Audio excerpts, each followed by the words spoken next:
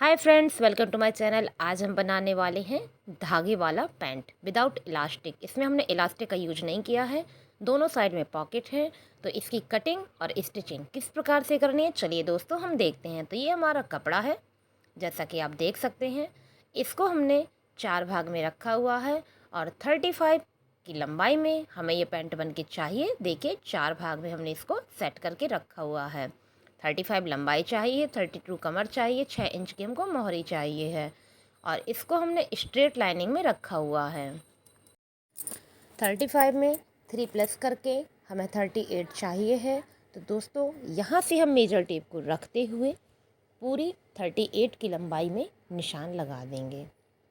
तो ये हमारी टोटल लेंथ हो चुकी है और यहाँ पर हमने 3 इंच अपना मोहरी के लिए निशान लगाया हुआ है। इस कपड़े को हम यहीं पर फोल्ड कर देंगे सिलाई के वक्त। तो हमने मोहरी का निशान कंप्लीट किया हुआ है। यहाँ पर लिख देने से क्या होता है दोस्तों कि हम कंफ्यूज नहीं होते हैं सिलाई के वक्त, क्योंकि आज हम दोनों पार्ट एक साथ कट करने वाले हैं, फ्रंट और बैक। अब हमने यहाँ पे अपनी जो मार्किंग कर रही है, एक बार उसको और चेक कर लेते हैं यहाँ पे। और जो हमारी कमर की चौड़ाई होगी उसमें हमने 2 इंच प्लस करते हुए 10 इंच पे दोस्तों यहाँ पर निशान लगाया है। ये देखिए हमने 10 इंच पे, यानी कि हमारे 32 की कमर के हिसाब से हमने 8 प्लस 2 पे हमने 10 इंच पे यहाँ पे दोस्तों निशान लगा दिया है। और उसी के साथ ही हमने 10 इंच पे अपना म्यानी का यानी कि आसन का एरिया भी रखा हुआ है और इधर पे हमने स्केल की हेल्प से एक सीधी लाइन ड्रॉ कर देनी है। और 2 इंच हमने यहाँ पर म्यानी का हिस्सा रखा हुआ है। ठीक है, अब यहाँ पर हम अपना सेंटर पॉइंट निकालेंगे। तो म्यानी के हिस्से से और चौड़ाई में मेजर टेप रखते हुए हमने आधा करना है। तो दोस्तों ये हमारा सेंटर पॉइंट निकल आया है।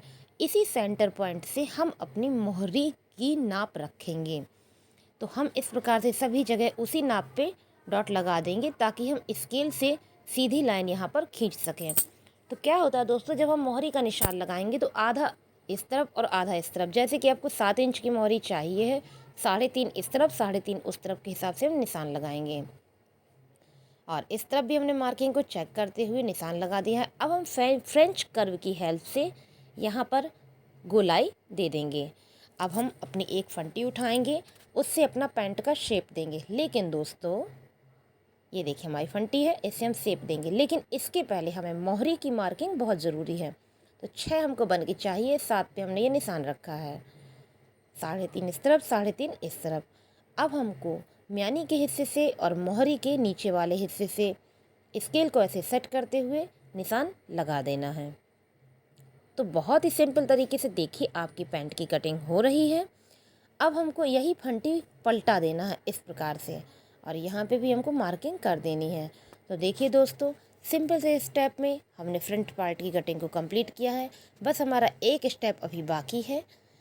कमर के हिस्से में आधा इंच का भी हमको झुकाव देना है और यहाँ पर ये पॉकेट का एरिया है, यहाँ पे हमें हल्का सा घुमाव देना है, क्योंकि क्या होता है यहाँ पर हमारी नोक उठने लगती है। तो देखिए जो ऊपर हमारा कमर का हिस्सा है, यहाँ पे हमको आधा इंच का झुकाव देना है, वो भी 4 इंच की चौड़ाई की दूरी पर, इससे ज़्यादा हमको नहीं देना है। तो ये दोस्तों हमारा फ्रंट पार्ट हुआ कंप्लीट। अब हम इसी कपड़े में कोई भी बदलाव ना करते हुए इसी कपड़े में हम बैक पार्ट के पूरे निशान लगाएंगे। बहुत ही सिंपल तरीका है। 2.5 इंच हमने ऊपर कपड़ा बचाया हुआ था, उस पर हमने मार्किंग कर दी है। म्यानी तरफ के हिस्से में 2.5 इंच की ऊंचाई लंबाई बढ़ानी है हमको और चौड़ाई हमको 2 इंच बढ़ानी है। तो देखिए चौड़ाई पे हमने इस प्रकार से मार्किंग कर दी है।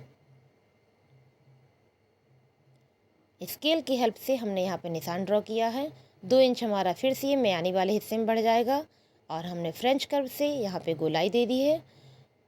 ये देखिए अब ये जो हमारा कमर का पीछे का पॉकेट तरफ का हिस्सा है, यहाँ पे हमने 1 इंच पर निशान लगाया है ताकि हमारा तिरछा शेप दोस्तों आ सके।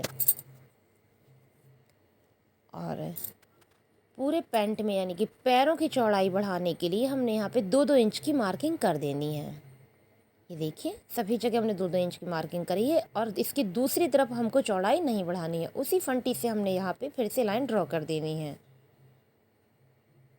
ये देखिए और इस तरफ हमको कुछ नहीं करना है, सिर्फ हमें यहाँ से चौड़ाई बढ़ानी है, लंबाई में 2.5 इंच बढ़ाना है। तो ये दोस्तों हमारे निशान कंप्लीट हुए। अब हम इसकी करते हैं कटिंग। और इसके बाद दोस्तों हम आपको बताएंगे कि पॉकेट की कटिंग कैसे करनी है, लेकिन कटिंग करने में बहुत ही सावधानी से आप कटिंग करिएगा। दोनों पार्ट एक साथ कट करने वाले हैं। तो सबसे पहले आप बैक पार्ट को कट करेंगे। ऐसे नहीं कि आपने फ्रंट कट कर दिया। अब यहाँ से हम अपने कपड़े को पहले अलग करेंगे, क्योंकि हमारे चारों भाग यहाँ पर रखे हुए हैं। तो अब देखिए हमने फ्रंट पार्ट की कटिंग स्टार्ट की है दोस्तों, और चारों पार्ट हमने अलग अलग कर लेनी है। तो बैक और फ्रंट दोनों हमारे दोस्तों यहाँ पर कंप्लीट हो चुके हैं। बस वीडियो पे आप पूरा बने रहिएगा। एक वीडियो आप देखेंगे, इससे आपको ये पता चल जाएगा कि पैंट किस प्रकार से बनाते हैं। हमने पूरा का पूरा इसमें आपके साथ शेयर किया हुआ है। ये हमने यहाँ पे 10 इंच की लंबाई रखी है और 7 इंच की इसकी चौड़ाई रखी। इस तरफ हमने 11 इंच की लंबाई रखी है और ये हमने यहाँ पर शेप दे दिया है। इसकी चौड़ाई 7 इंच है। आप अपने पसंद के हिसाब से घटा और बढ़ा सकते हैं। और इसको हमने यहाँ पर झुकाव दे दिया है। यहाँ पे भी एक शेप हम देंगे 2 इंच की साइड से। ये देखिए, तो इसमें हमारे 4 पीसेस रखे हुए हैं दोस्तों। ये देखें, ये हमारे 4 भाग यहाँ पर सेट हैं। इसकी सिलाई किस प्रकार से करेंगे वो भी आपको बताएंगे। ये देखिए हमारे पैंट हैं। तो सबसे पहले हमें फ्रंट पार्ट लेना है, यानी कि हिस्से में हमें पॉकेट नहीं लगानी है। और सबसे पहले हम बैक पार्ट को साइड में करेंगे। उसके पहले आप ये देखें, ये हमारे पॉकेट के चारों पार्ट हैं। कैसे हम इसकी स्टिचिंग करेंगे, ध्यान से देखिएगा। ये हमने बैक पार्ट को हटाया। फ्रंट पार्ट को सीधा बिछाना है, ध्यान दीजिएगा। कपड़े को सीधा रखना है आपको। ये हमने कपड़े को सीधा रखा। इसके ऊपर पॉकेट रखनी है। जिस तरफ से सीधी लाइन है इसको ऐसे सेट कर लेना है। यहाँ पे हमें सिलाई लगानी है 2 इंच ऊपर से, बाकी तिरछा करके। यहाँ पे हमने इस तरह से सिलाई लगानी है। हम दूसरे हिस्से में भी आपको अभी निशान ड्रॉ करके दिखाएंगे कि किस प्रकार से आपको ये काम करना है। ये हमने सेट किया। यहाँ पे हमने ऐसे स्केल रखना है। कमर की तरफ से हमारी चौड़ाई 2 इंच रहेगी। इससे नाप के हमने यहाँ पर मार्किंग की है, ये देखिए। और यहाँ तक हमने स्केल की हेल्प से निशान लगा देना है। दोनों में हमको सिलाई कर देनी है। फिर हम इसे पलटाएंगे। तो ये दोस्तों हमारी सिलाई हो चुकी है। ये देखिए पलटाया। अब हम दूसरा हिस्सा भी लेंगे। ये हमने इसको पलटा के रख दिया। दूसरा हिस्सा हमने इसको लिया, इसके ऊपर उसी प्रकार से सेट करेंगे। तो दोस्तों जितना कपड़ा हमने फ़ोल्ड किया था वो इस कपड़े ने कवर कर दिया, देखिए बराबर से। और शेप हमारा पॉकेट का आ चुका है। अब हमको इसमें गुम सिलाई भी लगानी है यहाँ पर। तो कैसे लगाएंगे, इस पॉइंट को दोस्तों हम पकड़ लेंगे, ध्यान से देखिएगा। ये हमने इसको पकड़ लिया और इसे ऐसे पलटा देना है और इसकी तीनों तरफ हमको सिलाई कर देनी है। यहाँ से ध्यान से देखें, यहाँ पे हम मार्किंग करके भी अभी आपको दिखाते हैं। यहाँ पे हम तीनों साइड में सिलाई कर देंगे। फिर इसके बाद हम इसे पलटाएंगे तो दोस्तों हमारी पॉकेट रेडी हो जाएगी। अभी हम आपको सिलाई भी दिखाएंगे कि कैसे करनी है। तो देखिए दोस्तों, हमारी अंतिमा इसमें सिलाई करेंगी। तो ये देखिए आपको दिखा रहे हैं कि 0.75 के हिसाब से हमने यहाँ पर सिलाई कर देनी है। आप इसमें डबल सिलाई भी लगा सकते हैं। ये सिलाई होने के बाद हमारा कुछ इस प्रकार से दिखेगा। ये हमारा उल्टा हिस्सा है। ये हमने इसको सीधा किया। सीधा करके आप इसमें आयरन कर दीजिएगा। और ये देखें, ये आ गया हमारा पैंट का बैक पार्ट। बैक पार्ट का मतलब उल्टी दिशा। ये है हमारा सीधा, फ्रंट पार्ट ये है हमारा ये।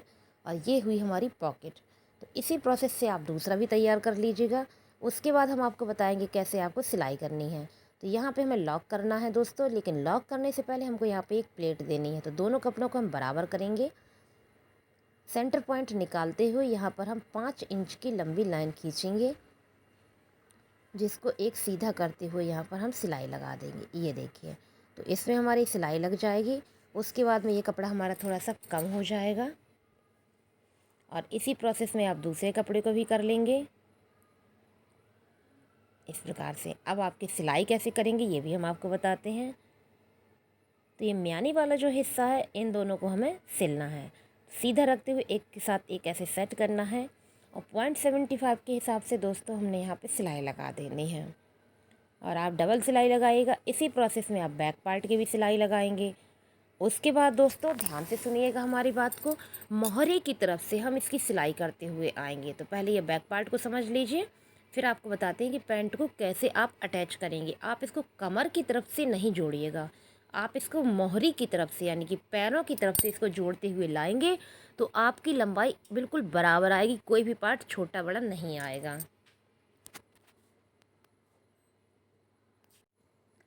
तो इसमें भी हम मार्किंग करके दिखा दें ताकि आपको अच्छे से समझ में आ जाए। इसकी भी हम सिलाई कर देंगे डबल सिलाई लगाते हुए। ये हमारा इलास्टिक का एरिया है, लेकिन हम इसमें आज धागा लगाएंगे। ये हमने सिल दिया है दोनों हिस्सों को। अब हम मोहरी की तरफ से सिलाई करेंगे, फिर इसके बाद ऊपर नेफा लगाएंगे, उसमें धागा लगाएंगे दोस्तों, और मोहरी को भी नीचे फोल्ड करेंगे। एक साइड से आप ओपन करना चाहते हैं तो कर सकते हैं। तो ये देखें, आपको रख के दिखाते हैं किस प्रकार से आपको सेट करना है। इसे आप मोहरी के पार्ट ये छोटे बड़े देखें तो इनको इक्वल करके सेट करिएगा और इसकी स्टिचिंग कर दीजिएगा। तो दोस्तों आपका पैंट ऐसे सिल जाएगा। उसके बाद जो कवर का हिस्सा है इसमें आपको बेल्ट लगानी है। तो हमने ये 5 इंच की पट्टी कट की है, और जैसे कि आप ब्लाउज में आई पट्टी लगाते हैं उसी प्रोसेस में आप इसको लगा दीजिएगा और नीचे से धागा निकालिएगा। ये धागा हमारा कस्टमर की डिमांड पे है, आप इलास्टिक भी यूज कर सकते हैं। तो दोस्तों हमारा पैंट कुछ इस प्रकार से रेडी हुआ है। अगर आपको हमारा ये काम पसंद आया हो तो please subscribe my channel. Video पर बने रहने के लिए बहुत बहुत धन्यवाद। तो आपने आज देखा विदाउट इलास्टिक सिंपल सा पैंट। Thank you.